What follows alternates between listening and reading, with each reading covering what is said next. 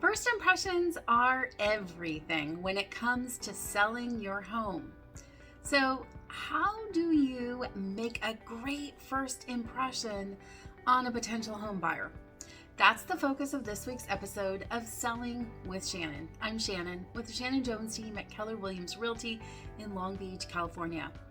So the first thing you're going to want to do is focus on curb appeal, because that is what buyers will see when they drive up, and it's what they'll see when they swipe and see the very first photo of your home. So pay attention to the mailbox, the house numbers, the landscaping.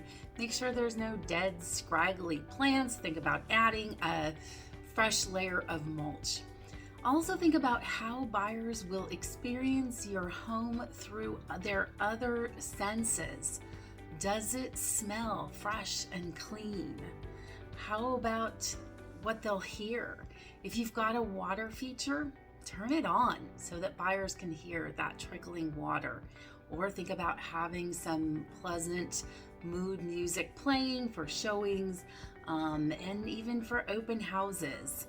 You definitely want to have the house spotlessly clean, light, and bright. So turn on all the lights, open all the window coverings so that buyers can form an emotional appeal to your home. That will help them fall in love with it, and it will mean there's more interest, which can be leveraged to higher price.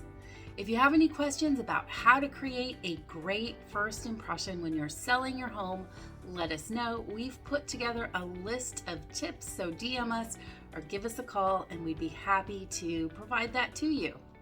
If you found this information helpful, be sure to check out the other videos in this series. You can find them on YouTube or on social media. Thanks for watching.